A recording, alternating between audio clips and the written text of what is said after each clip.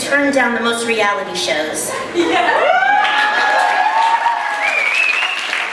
for my picture, because here's the thing. I never wanted to play myself on television. Nevertheless, people think they know me. Like, really think they know me. Okay, really? That's really cute. You know, they think they know me based on a character that I played decades ago. So tonight, I feel like I'm being given an opportunity to be myself.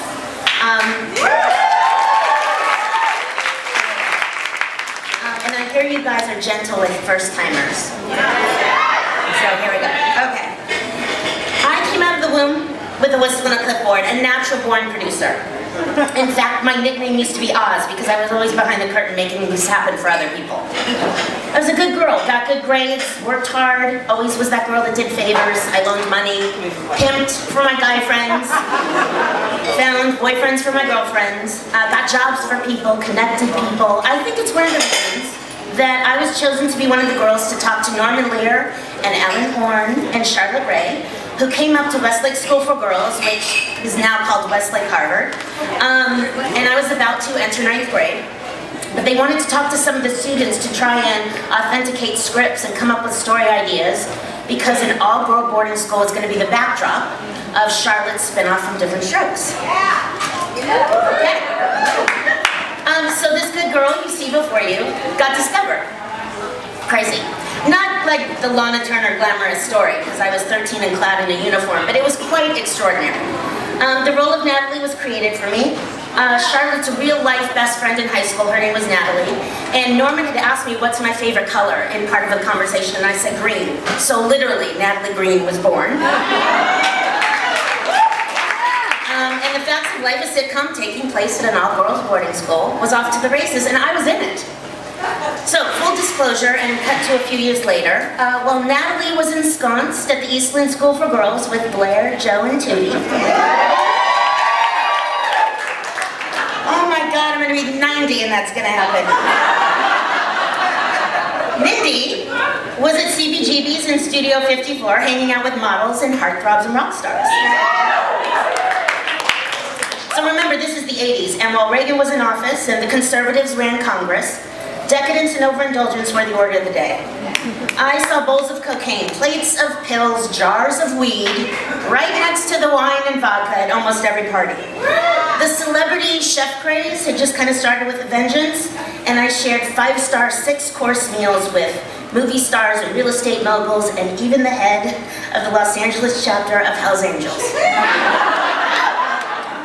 I was exposed to a life of sex, drugs, and rock and roll. But not to get it twisted, my actions were more along the lines of hair-holding, handjobs, and cigarettes. But I wasn't a prude. My mother had talked to me about my body and sex very early on by teaching me with a book we read together called How You Were Born. So I have a very normal, healthy fascination with my body and my bits, masturbated like a champion, and no problem being that friend that could kind of talk about anything. So I was convinced that if my body looked like my feet, you guys can't see, but they're really fucking spectacular, that I would be a sex machine. But the truth is, at 19, I felt like Los Angeles' oldest living virgin. But realistically, where am I supposed to meet someone? How is this supposed to happen? I go to an all-girls school. I then go and work with more girls. And then in my spare time, I'm mothering and ministering to my various wild and/or addicted friends. So there's no healthy boyfriend access whatsoever, and that just wasn't gonna do. So, like with everything else and everyone else in my life, the loss of my virginity was a well-thought-out planned mission. I was spending the summer and Facts hiatus shooting my first feature film, The Boy Who Could Fly, up in Vancouver. And by another burst of serendipity that my life has seemingly been infused with, one of my dearest darling friends was up there shooting a TV show. The fact that he was one of the most beautiful people on the planet, of course, helped convince me that this was pretty much the perfect scenario. And so with no shame or hesitation, I asked him if he'd like to assist me in helping me lose my virginity. He was game. And he actually gave me a very emphatic, hell yeah, man, I'd love to. My situation helped a lot. I was ensconced in a beautiful suite at a 5-star hotel with a gorgeous view of the harbor, and we agreed that my last night of shooting, before heading back home to Los Angeles, would be the perfect ending to an already amazing summer. What was left to do? Well, as my romance novel mind started my to-do list, my first stop was Neiman Marcus, Estelle, of course, where I purchased one adorable, luxurious negligee.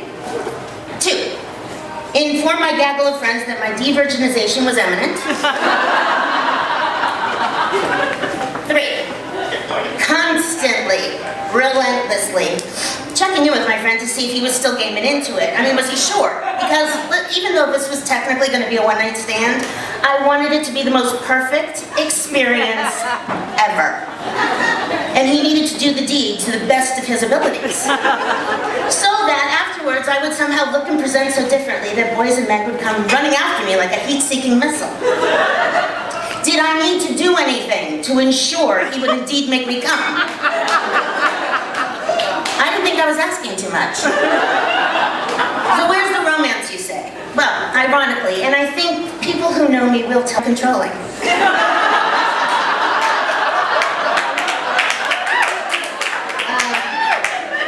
I know who's clapping.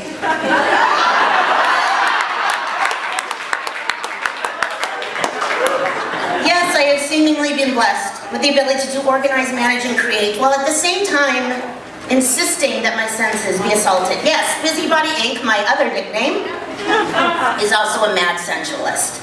And so, July 8th, he and I assaulted our senses with an amazing dinner, a drive along the water on my favorite road in North Vancouver, stopping in at a dive bar that always had the greatest live music, before finally arriving back at my suite at the Four Seasons Vancouver.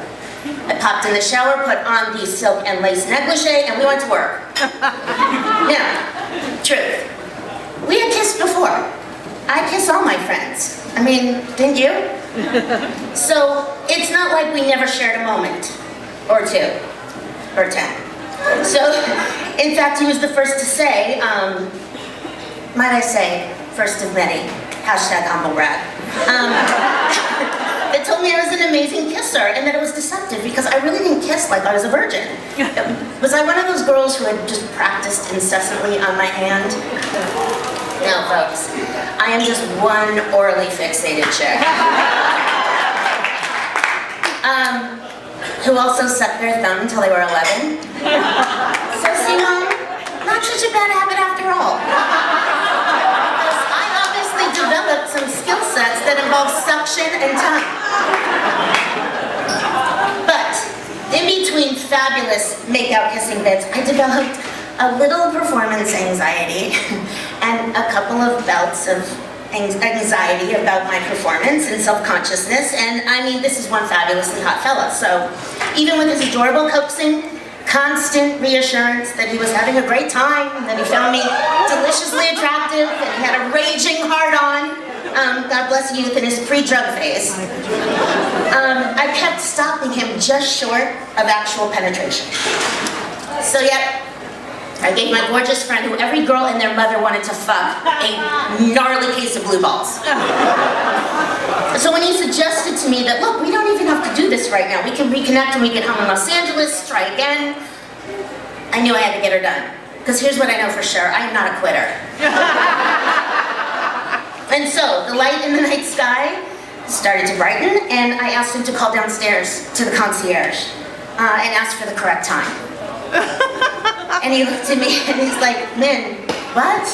Like, really? Why? And I said, I want to know the exact, and he said, okay, yeah, whatever you need. God, I love you. Yeah, you knew me. And so, gang, according to reception, at 4:55 a.m., Mindy Cohn lost her virginity. And honestly, had a ball. And while there was a little discomfort, I was obviously intact. My first words post actually mourn again. And so we did. And I love that his first words were, I think they were his first, they're the first words I remember, were, you know what, man, that was fun. And you know, I'm totally down to continue to fuck you proper. Charmer, right? Charmer, and a wordsmith, yeah.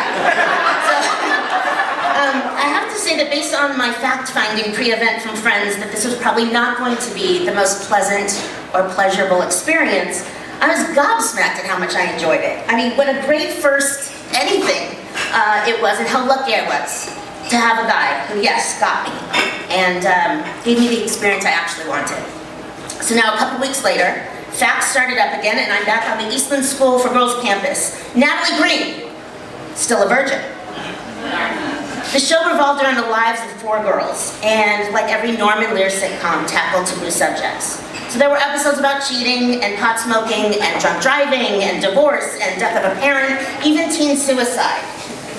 And yet by season 7, a show called The Facts of Life had yet to deal with sex. So while I was quite passionate that no subject should be off limits, I was also moved to address the insatiable rumors that had developed about all the characters being lesbians. Not that there's anything wrong with that. But that's probably why the subject hadn't been tackled. And so when I heard that the writer's room was finally ready to take on sex, I volunteered Natalie. I thought her cherry should be popped. Especially hearing that Lisa Whelchel, being a devout Christian, was not going to allow Blair, the oldest, to do it, which is really what the writers had wanted. So, I thought Natalie was a better idea. She already had a steady boyfriend. I mean, she wasn't the most beautiful, the most daring, or the most popular. That is the girl to get laid! So gratefully, the writers were charmed, and I think relieved that I was so gung-ho. And so, the same year I lost my virginity in Vancouver, in the annals of TV,